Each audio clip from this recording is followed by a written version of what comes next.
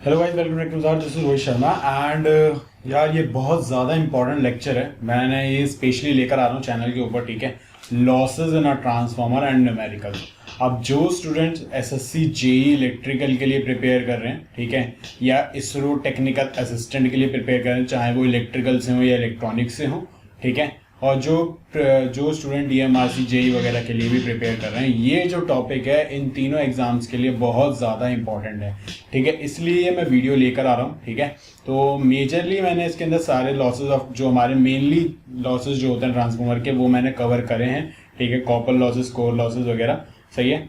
और इसके बेसिस पे जो न्यूमेरिकल्स हैं, इनके कंसेप्ट्स जो हैं, मैंने पूरा अच्छे से कवर करा इस वीडियो के अंदर, ठीक है। तो पूरा अच्छे से समझने के लिए पूरी वीडियो देखनी ज़रूरी है, तो यार पूरी वीडियो देखना, ठीक है। और कोई भी डाउट है तो आप मुझसे यूट्यूब कमेंट सेक्शन में पूछ सकते हो, या आप पर्सनली टेलीग्राम ग्रुप पे भी मुझसे पूछ सकते हो। टेलीग्राम ग्रुप पे जुड़ के और वहाँ पे टेलीग्राम पे पर्सनली भी मुझसे पूछ सकते हो। बहुत सारे स्टूडेंट्स हैं जो पूछते हैं, बच्चे जो मुझसे पूछते हैं। और हाँ, अगर यार वीडियो अच्छी लगे तो यार लाइक करना वीडियो को, सब्सक्राइब भी करना चैनल को, और शेयर करना अपने फ्रेंड्स के साथ, ठीक है। तो चलो वीडियो स्टार्ट करते हैं। तो यार लॉसेज इन अ ट्रांसफार्मर, ठीक है, दो टाइप के लॉसेज हो रहे हैं ट्रांसफार्मर के अंदर, कॉपर लॉसेज या कोर लॉसेज। अब कॉपर लॉसेज जो है इनको हम वेरिएबल लॉसेज भी बोलते हैं। अब वेरिएबल लॉसेज क्यों बोलते हैं, तुम बोलोगे सर ये वेरिएबल लॉसेज क्यों है। यार ये वोल्टेज पे डिपेंडेंट है, ठीक है, लोड पे डिपेंडेंट है। जो भी हम वोल्टेज जा रही है हमारा, उसके हिसाब से करंट प्रोड्यूस होगा। जो भी वाइंडिंग के अंदर जो लॉसेज होता है ना, क्योंकि वाइंडिंग जो हमारी कॉपर से बनी होती है, ठीक है, तो जो भी वाइंडिंग के अंदर लॉसेज होते हैं वो डिपेंड करते हैं हमारी वोल्टेज पे, ठीक है, कि कितनी हम वोल्टेज प्रोवाइड कर रहे हैं उस टाइम पे। तो इनको हम वेरिएबल लॉसेज करते हैं, वेरिएबल लॉसेज कहते हैं, ठीक है। नाउ सेकंड हमारा कोर लॉसेज है, इनको हम कांस्टेंट लॉसेज भी बोलते हैं, ठीक है। इनको हम कांस्टेंट लॉसेज भी बोलते हैं, या कुछ लोग इसको फिक्स्ड लॉसेज भी बोल देते हैं एग्जामिनर्स, या आयरन लॉसेज भी बोल देते हैं, ठीक है। तो ये जो है ना, ये लॉसेज जो है पहले से फिक्स्ड होते हैं कि यार कितने होंगे, क्या है उसके आपके, मतलब जब भी ट्रांसफार्मर होगा, कोई भी ट्रांसफार्मर, पावर ट्रांसफार्मर है, डिस्ट्रीब्यूशन ट्रांसफार्मर है, तो ये लॉसेज जो है फिक्स होते हैं कि यार कितने हैं, क्या है क्या नहीं है, ठीक है। तो अब सबसे पहले ये कुछ एक इक्विवेलेंट सर्किट बना रखा है, मैंने पिक ली थी आपके इंटरनेट से, ठीक है। तो ये एक इक्विवेलेंट सर्किट है ट्रांसफार्मर का। ये हमारी प्राइमरी वाइंडिंग है, सेकेंडरी वाइंडिंग है। ये हमारा प्राइमरी वाइंडिंग के थ्रू जो फ्लक्स जनरेट हुआ है वो हमारा सेकेंडरी वाइंडिंग के साथ लिंक होता है, जिसकी वजह से हमारा सेकेंडरी वोल्टेज प्रोड्यूस हो जाती है। तो कुछ इस तरीके से ट्रांसफार्मर मेरा वर्क करता है, ठीक है। तो नेक्स्ट चलते हैं कि कॉपर लॉसेस होते क्या हैं, ठीक है। अच्छे से एक्सप्लेन करता हूँ इसके बारे में आपको। कॉपर लॉसेस मैंने आपको बता ही दिया, वेरिएबल लॉसेस होते हैं, ठीक है, डिपेंड करते हैं। The losses that occur in the winding of a transformer called ohmic losses भी बोल सकते हैं इन्हें, या कॉपर लॉस भी बोल सकते हैं। अब कॉपर लॉस क्यों बोला जा रहा है इन्हें, क्योंकि जो वाइंडिंग है हमारी कॉपर से बनी हुई है, इसलिए कॉपर लॉस बोला जा रहा है, सही है। अब टोटल कॉपर लॉस क्या होता है, I1 square R1 plus I2 square R2, मतलब प्राइमरी करंट का square into the resistance of primary winding plus secondary current का square into resistance of secondary winding. इन दोनों को ऐड करके टोटल कॉपर लॉसेज आ रहे हैं, ठीक है। लेकिन अगर हम पे पर यूनिट में वैल्यूज हैं तो पर यूनिट में आप इजीली निकाल सकते हो, क्योंकि पर यूनिट की वैल्यू हमारी primary as well as secondary दोनों पे सेम रहती है। अगर आपने ट्रांसफार्मर का प्रिंसिपल वगैरह थोड़ा बहुत अगर आपको मालूम है तो प्राइमरी और सेकेंडरी पे पर यूनिट वैल्यू सेम रहती है, ठीक है। तो I1 square into R01 primary, ठीक है, या I2 स्क्वायर R02 निकाल लो। दोनों कॉपर लॉसेज, दोनों की वैल्यू कॉपर लॉसेज होंगे, ठीक है, वॉट में आएंगे। अब एक चीज है कि अगर आपको सपोज करो उन्होंने बोल दिया पेपर के अंदर या 50% लोड पे कॉपर लॉसेज कितने होंगे, अगर आपको फुल लोड कॉपर लॉसेज 100% पे गिवन है, तो यार उसका फॉर्मूला होता है PCU is equal to x square into copper loss at full load. अगर आपको कॉपर लॉस फुल लोड पे मालूम है, एक्स क्या है, परसेंटेज ऑफ फुल लोड, मतलब 50% ऑफ लोड मतलब 1/2 ऑफ लोड, तो 1/2 का स्क्वायर इंटू, आप सपोज करो फुल लोड कॉपर लॉस हमारे 50 वॉट है, ठीक है, तो 1/4 इंटू 50, तो ये हमारा 12.5 वॉट हो जाएंगे। कॉपर लॉसेज जो है हमारा 50% लोड पे 12.5 वॉट होंगे। इस तरीके से आप निकाल सकते हो, ठीक है। तो जो अगर आप पर यूनिट में निकाल रहे हो तो पर यूनिट रेजिस्टेंस जो होता है ना, वो हमारा copper loss, full load copper loss के इक्वल होता है पर यूनिट के अंदर। तो ये चीज भी याद रखना कि R per unit is equal to full load copper losses, full load copper losses in per unit. ये चीज भी आपस में दोनों इक्वल होते हैं, ठीक है, तो ये चीज याद रखना। अब कॉपर लॉसेज जो है फ्रीक्वेंसी डिपेंडेंट नहीं होते हैं, ठीक है, इंडिपेंडेंट होते हैं, but usually resistance increases with the frequency due to skin effect. अगर स्किन इफेक्ट हम कंसिडरेशन में लेते हैं, ठीक है। तो उसकी वजह से क्या होता है, फ्रीक्वेंसी इंक्रीज होती है, जिसकी वजह से हमारा रेजिस्टेंस इंक्रीज हो जाता है। ठीक है, तब हमारा कॉपर लॉस डिपेंडेंट हो सकता है, वैसे कॉपर लॉस हमारा फ्रीक्वेंसी से इंडिपेंडेंट होते हैं। ठीक है, अब हम बात करते हैं कांस्टेंट लॉसेज या कांस्टेंट लॉसेज, जो कि हमारे दो टाइप के होते हैं। तो मैं यहाँ पे लिख सकता हूँ कांस्टेंट लॉसेज या iron losses is equal to PH, that is hysteresis losses plus eddy current losses. तो मैं ये लिख सकता हूँ, तो आयरन लॉस जो होता है हमारा हिस्टैरिसीस और एडी करंट लॉसेस का सम होता है। ठीक है, तो अब हिस्टैरिसीस और एडी करंट लॉसेस यार होते क्या हैं वो देखते हैं। ठीक है, ये बीएच कर्व है हमारा, बीएच कर्व है, ये मटेरियल पे डिपेंड करता है। एक सेकेंड,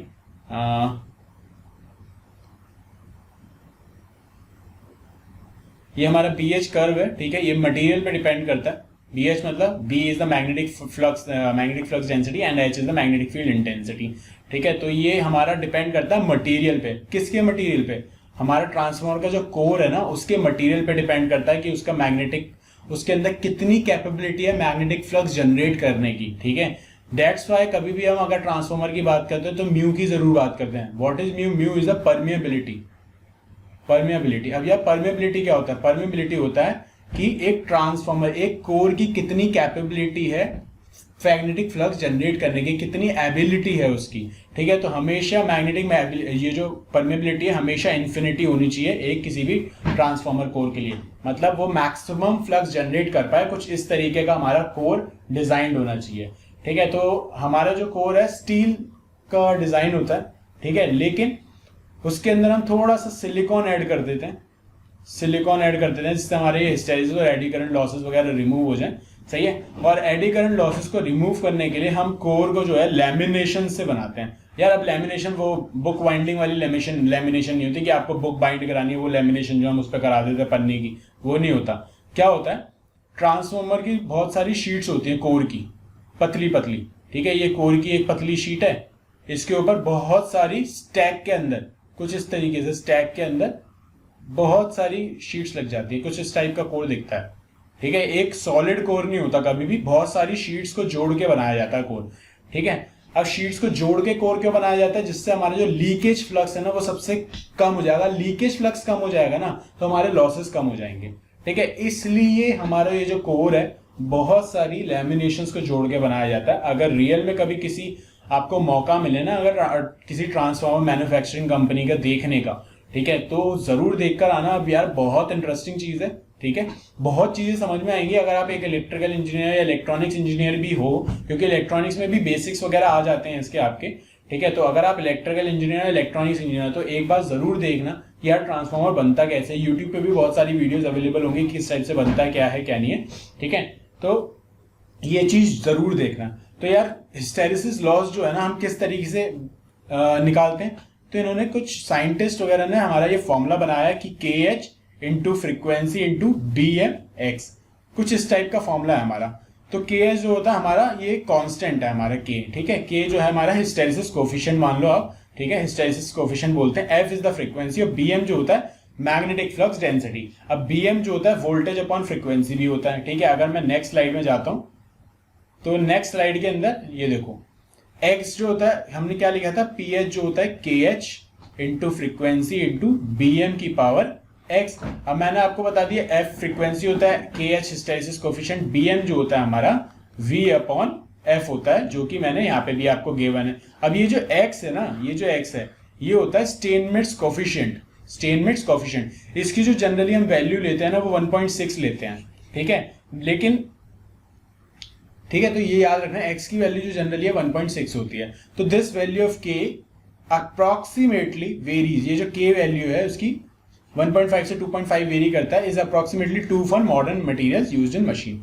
अब हमने ये कर लिया, bm is directly proportional to v by f, ph is equal, तो हम मैं लिख सकता हूँ, अगर मैं लिख रहा हूँ bm जो है डायरेक्टली प्रोपोर्शनल है v by f के, तो मैं लिख सकता हूँ ph जो है डायरेक्टली प्रोपोर्शनल है kh into frequency into v by f। ठीक है, अब ये 1.6 जो भी आप ले रहे हो वैल्यू डिपेंड करता है। ठीक है, उस हिसाब से। अब इसके अंदर दो केसेस हैं, या तो ये पहला केस ये होगा कि V by F कांस्टेंट ले रखा है। ठीक है, वोल्टेज अपॉन फ्रीक्वेंसी। आप कभी भी ट्रांसफार्मर का प्रिंसिपल पढ़ने जाओगे ना तो एक चीज याद रखना, V by F का जो रेशियो है ना वो हमेशा सेम रहता है प्राइमरी और सेकेंडरी दोनों के लिए। ठीक है, तो अगर V by F कांस्टेंट है तो BM कांस्टेंट है, तो इस टाइम पे इस केस के अंदर जो हमारा हिस्टैरिसीस लॉस है वो डायरेक्टली प्रोपोर्शनल है फ्रीक्वेंसी के। अगर फ्रीक्वेंसी इंक्रीज करेगी तो हिस्टैरिसीस लॉस भी इंक्रीज करेगा, ठीक है। अगर V बाय एफ जो है कांस्टेंट नहीं है तो BM भी कांस्टेंट नहीं है, तो जो हमारा फॉर्मूला है वो कुछ इस टाइप का यही रहेगा फॉर्मूला, ठीक है। तो एक चीज याद रखना, by keeping applied voltage constant, अगर मेरी वोल्टेज कांस्टेंट है तो हमें मालूम है Vm जो है V बाय एफ होता है, तो वोल्टेज अगर कांस्टेंट है और फ्रीक्वेंसी डिक्रीजिंग इन नेचर है तो BM मेरा इंक्रीज कर जाएगा, सही है। BM इंक्रीज कर रहा है तो हमारा हिस्टैरिसीस लूप भी इंक्रीज करेगा, ठीक है। तो ये जो पॉइंट है ना, इसके बेस पे बहुत सारे MCQs भी आ जाते हैं, ठीक है। तो मैंने कुछ MCQs वगैरह दे रखे हैं आपके एंड में जो हम डिस्कस करेंगे। अब हम एडी करंट लॉसेस के बारे में बताते हैं। तो एडी करंट लॉसेस के लिए सबसे पहले मैंने आपको बता दिया जो हमारा सिलिकॉन स्टील का बना होना चाहिए कोर, और आजकल जो कोर आ रहे हैं वो CRGO से बन रहे हैं। CRGO क्या है, या CRGO है cold rolled grain oriented silicon steel, okay. तो ये हमारे कोर जो है ट्रांसफार्मर के वो इस मटेरियल से बन रहे हैं, ठीक है। और लैमिनेशंस प्रोवाइड करते हैं हम लॉसेस को रिड्यूस करने के लिए, ठीक है। अब ये जो मैंने ऊपर दे रखा है ना, ये सब जितना भी मटेरियल है वो आप खुद पढ़ सकते हो, बाकी मैंने आपको बता ही दिया है, ठीक है। तो अब एडी करंट लॉसेस कैसे डिफाइन करते हैं। एडी करंट लॉसेस जो है हमारे, आपका मैं नेक्स्ट पेज पे मैंने शायद दे रखा है, ठीक है। देखो एडी करंट लॉसेस जो होते हैं, एडी करंट लॉसेस हमारा KE into F square into BM square से हम कैलकुलेट करते हैं, ठीक है। तो अगर मैं देखूं तो अगर मेरा V बाय एफ कॉन्स्टेंट है तो एडी करंट लॉसेस जो है डायरेक्टली प्रोपोर्शनल होता है फ्रीक्वेंसी के स्क्वायर के, ठीक है। एडी करंट लॉसेस हमारे फ्रीक्वेंसी के स्क्वायर के प्रोपोर्शनल होते हैं, और हमारा जो हिस्टैरिसीस लॉस है वो डायरेक्टली से फ्रीक्वेंसी के प्रोपोर्शनल होता है। तो ये चीज याद रखना, ठीक है। अगर V बाय एफ कांस्टेंट नहीं है तो एडी करंट लॉसेस हमारे सिर्फ वोल्टेज के स्क्वायर के प्रोपोर्शनल होते हैं, तो ये चीज भी याद रखना। तो इसका मतलब ये है अगर वोल्टेज हमारी कांस्टेंट है बट फ्रीक्वेंसी हमारी चेंज हो रही है तो एडी करंट लॉसेस भी कांस्टेंट नहीं। क्यों, वोल्टेज कांस्टेंट है, अगर ये कांस्टेंट हो गई तो एडी करंट लॉसेस भी कांस्टेंट है, क्योंकि P is directly proportional to V square, ठीक है। तो ये सब आप देख सकते हो। तो क्या मतलब what are the types of losses in transformer. Hysteresis losses और एडी करंट लॉसेस के बारे में हमने पढ़ा है, ठीक है। और हमने कॉपर लॉसेस के बारे में पढ़ा है। अब कुछ न्यूमेरिकल्स वगैरह देख लेते हैं। तो न्यूमेरिकल देखने से पहले मैंने आपको एक चीज बताई थी, जो हमारे आयरन लॉसेज या फिक्स लॉसेज हैं या कांस्टेंट लॉसेज हैं, वो होता है हमारा PH plus PE, that is hysteresis losses और एडी करंट लॉसेज। अब हिस्टैरिसीस लॉसेज ये होते हैं हमारे और एडी करंट लॉसेज ये होता है। अब इन्होंने यहाँ पे स्टेटमेंट कोएफिशिएंट को 2 माना है, जबकि मैंने आपको बताया कि 1.6 होता है जनरली हर जगह, ठीक है। बट यहाँ पे इन्होंने कैलकुलेशंस के लिए 2 मान लिया है। तो टोटल इन्होंने बोल दिया कि भाई हम आयरन लॉसेस की इक्वेशन को हम ऐसे भी लिख सकते हैं, KH into F plus KE F square bracket close BM square is common. तो कुछ इस टाइप का भी हमारा आयरन लॉस की इक्वेशन हो सकती है, ठीक है। तो फर्स्ट क्वेश्चन क्या है, which of the following mention losses occur in a transformer, ठीक है यार। कौन कौन से टाइप के लॉसेस हमारे ट्रांसफार्मर में हो सकते हैं तो वो बताने हैं हमें, ठीक है। तो यार सबसे पहली बात बता दो, हिस्टैरिसीस और एडी करंट लॉसेस तो मैंने आपको बता ही दिए हैं, ठीक है। कुछ हमारे डाइलेक्ट्रिक लॉसेस और स्ट्रे लोड लॉसेस भी होते हैं ट्रांसफार्मर के अंदर, ठीक है, जो कि बहुत मिनिमाइज्ड होते हैं, मतलब बहुत कम होते हैं, ठीक है। बहुत मतलब कंसिडरेशन में नहीं लेते, लेकिन फिर भी ये होते हैं। तो मैं आपको 4th बोलूंगा, इसका आंसर ये है, सही, ठीक है। स्ट्रे लोड लॉसेस और डाइलेक्ट्रिक लॉसेस भी होते हैं हमारे ट्रांसफार्मर में। नेक्स्ट हमारा है, it is possible to attain maximum efficiency in a transformer. यार एफिशिएंसी का सबसे पहले फॉर्मूला ये होता है KVA cos phi अपॉन में KVA cos phi plus PI जो हमारा कांस्टेंट लॉसेज है plus x square times of PCU, ठीक है। x square times of PCU क्यों ले रहा हूं, कितने परसेंटेज का हमने लोड लगा रखा है, 75% लोड है या फुल लोड है, ठीक है, वो डिपेंड करता है। ये भी हमारा x KVA cos phi है, सही है। तो हमें मैक्सिमम एफिशिएंसी चाहिए ना, तो मैक्सिमम एफिशिएंसी पे हमारा जो कॉपर लॉसेज हैं वो हमारे आयरन लॉसेज के इक्वल होने चाहिए, ठीक है। तो ये चीज याद रखना। तो अगर मैं इस टर्म में बोलूं तो ये बोल सकते हो PI जो है x स्क्वायर होना चाहिए PCU के, और अगर आप full load copper losses given है तो आप ये भी बोल सकते हो आयरन लॉसेज जो है हमारे फुल लोड कॉपर लॉसेज के इक्वल होते हैं, ठीक है, मैक्सिमम एफिशिएंसी पे। तो यहाँ पे क्या लिखा है, core losses are equal to rated full load copper losses. तो for option A is the correct answer, अगर हमें मैक्सिमम एफिशिएंसी चाहिए, ठीक है। और ये भी फॉर्मूला है, तो यहां से आप लोड परसेंटेज भी निकाल सकते हो, कितना % लोड है अगर मैक्सिमम एफिशिएंसी है तो, ठीक है। तो इस टाइप के कुछ क्वेश्चंस आ सकते हैं। अब नेक्स्ट क्वेश्चन क्या है, उन्होंने बोला कि voltage supply of a single phase transformer is doubled and the supply frequency is high halved and eddy current losses will become. यार जब मैंने बताया था जब V by F ratio constant नहीं होती, ठीक है, तो मैंने आपको ये बताया था एडी करंट लॉस जो है वोल्टेज स्क्वायर के प्रोपोर्शनल होते हैं, ठीक है। अब उन्होंने बोला भाई वोल्टेज अगर हमारी डबल हो रही है तो हमारी फ्रीक्वेंसी तो यहाँ पे कोई मतलब ही नहीं है। अगर वोल्टेज हमारी डबल हो रही है तो मैं लिख सकता हूँ 2V का होल स्क्वायर। तो अगर देखा जाए तो एडी करंट लॉसेज जो है 4V का स्क्वायर हो रहे हैं, मतलब 4 टाइम्स हो जाएंगे ओरिजिनल वैल्यू के, ठीक है। तो हमारा 4 टाइम्स ऑफ ओरिजिनल वैल्यू हो जाएगा एडी करंट लॉस, ये हमारा आंसर है। नेक्स्ट क्वेश्चन अगर देखते हैं तो for single phase no load transformer, मतलब जब कोई लोड है ही नहीं, ठीक है यार, अब लोड नहीं है तो भाई कॉपर लॉसेस भी बहुत मिनिमम होंगे, ठीक है। कॉपर लॉसेस क्या है, मैंने बोला था लोड पे डिपेंडेंट होते हैं, ठीक है। लोड पे डिपेंडेंट क्यों होते हैं, लोड होगा तभी हमारा करंट फ्लो करेगा, ठीक है, करंट फ्लो करेगा तो कॉपर लॉसेस भी होंगे, सही है। इसलिए नो लोड पे जो हमारे कॉपर लॉसेस हैं मिनिमम होते हैं, ये चीज याद रखना, क्योंकि वो वेरिएबल लॉसेस होते हैं, डिपेंड करते हैं लोड पे। नेक्स्ट क्या है, if the applied voltage is increased by 10% and the applied frequency is increased by 20% of a single phase transformer, the percentage change in eddy current losses। यार मैंने आपको पहले ही बता दिया एडी करंट लॉसेज जो हैं वोल्टेज स्क्वायर के proportional होते हैं, ठीक है। एक तो मैं PE1 ले रहा हूँ जो हमारी ओरिजिनल वैल्यू है एडी करंट लॉसेज की, अगर मैं PE2 लेता हूँ, PE2 क्या हो जाएगा, 10% इंक्रीज है तो 10% इंक्रीज मतलब 1.1 V का स्क्वायर, ठीक है। तो ये हमारा हो जाएगा 1.21 V स्क्वायर। तो इसको मैं लिख सकता हूँ PE2 जो है वो 1.21 टाइम्स है PE1 का, ये लिख सकता हूँ मैं, कोई प्रॉब्लम तो नहीं है। तो अगर परसेंटेज चेंज निकालना है एडी करंट लॉस में तो फॉर्मूला क्या होगा, PE2 minus PE1 upon PE1 into 100।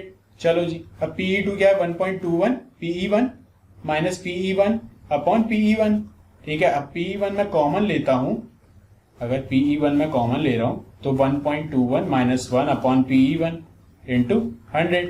अब जो हमारा लॉसेज है वो तो कैंसिल होगा, 1.21 माइनस 1 0.21 इंटू 100, ठीक है। तो हमारे कितना परसेंटेज चेंज आया लॉस के अंदर, 21% का चेंज आया, ठीक है। Option C is the correct answer. तो कुछ इस टाइप के भी क्वेश्चंस आ सकते हैं जो कि बहुत ज्यादा इजी होते हैं, जस्ट आपको प्रॉपर्टीज याद रखनी है लॉसेस की, ठीक है। तो ये कुछ क्वेश्चंस थे, शायद एक क्वेश्चन और है, हाँ एक क्वेश्चन और है। Question number 6, what happens to the hysteresis loss and eddy current loss if the frequency of the transformer is increased keeping the supply voltage constant, ठीक है। तो यार एडी करंट लॉसेस और हिस्टेरेसिस लॉसेस को क्या होगा, तो चलो देख लेते हैं। अब सबसे पहले हमारा जो एडी करंट लॉसेस है वो वोल्टेज पे डिपेंड करते हैं V स्क्वायर पे, हमने डायरेक्टली प्रोपोर्शनल होते हैं, ठीक है। तो उन्होंने बोला कि फ्रीक्वेंसी इंक्रीज करिए, वोल्टेज कांस्टेंट है। अगर वोल्टेज कांस्टेंट है तो हमारा एडी करंट लॉसेस भी कांस्टेंट होंगे। तो सबसे पहले एडी करंट लॉसेस कहाँ कहाँ कांस्टेंट दिखा रहा है, ये AD current losses will remain same, और कहीं दिखा रहा है, नहीं दिखा रहा। तो ऑप्शन डी हमें करेक्ट आंसर मिल गया। पहले हिस्टेरेसिस लॉस हमें फाइंड करने की जरूरत ही नहीं है ना। अब हमें ये मालूम है जो BM जो है डायरेक्टली प्रोपोर्शनल होता है V बाय एफ के। अगर यार फ्रीक्वेंसी इंक्रीज कर रही है तो BM मेरा डिक्रीज करेगा, ठीक है। तो PH जो होता है हिस्टेरेसिस लॉस जो है वो क्या होता है, फॉर्मूला क्या होता है, KH BMX, कुछ इस टाइप का होता है। यार अगर BM डिक्रीज कर रहा है तो यार हिस्टेरेसिस लॉस भी तो डिक्रीज कर जाएगा, नहीं करेगा। तो हमारा हिस्टेरेसिस लॉस डिक्रीज करेगा, एडी करंट लॉस सेम रहेगा, सही है। तो ये कुछ क्वेश्चंस थे हमारे लॉसेस ऑफ ट्रांसफॉर्मर पे, ठीक है। अगर कुछ एडवांस क्वेश्चन चाहिए जो न्यूमेरिकल्स वगैरह होते हैं जो बीटेक लेवल पे आ जाते हैं, ठीक है, कुछ एडवांस क्वेश्चन चाहिए तो आप यूट्यूब में मुझे कमेंट करना, ठीक है। तो मैं नेक्स्ट वीडियो इसकी एडवांस न्यूमेरिकल्स पे लेकर आऊंगा, ठीक है, जो कि हमारे गेट पर्पज से भी बहुत ज़्यादा हेल्पफुल होते हैं और जो हमारा IES वगैरह जो पेपर होता है उनके लिए भी हेल्पफुल होते हैं, ठीक है। और इससे रिलेटेड कोई भी डाउट है तो यार पूछो, टेलीग्राम ग्रुप पे भी जुड़ो और मैं आपको लिंक प्रोवाइड कर दूंगा नीचे टेलीग्राम ग्रुप्स के हमारे, ठीक है, जहाँ पे आप जुड़ सकते हो। और हमारी टेक्नो विजार्ड की ऐप को डाउनलोड करो और मैकेनिकल अड्डा की ऐप को डाउनलोड करो, जहाँ पे आपको डेली क्विजेज वगैरह मिल रहे हैं, नॉन टेक्निकल पोर्शन के भी और टेक्निकल पोर्शन के लिए भी, और फ्री क्विजेज हैं तो अच्छे से प्रिपेयर कर सकते हो, आपके लिए भी बेनिफिशियल है सारी चीज़ें, ठीक है। तो चलो यार, all the very best for your exams. और यार मैं भी मेहनत कर रहा हूँ आप लोगों के लिए, तो आप वीडियो को शेयर करो जितना हो सके, ठीक है। बाय।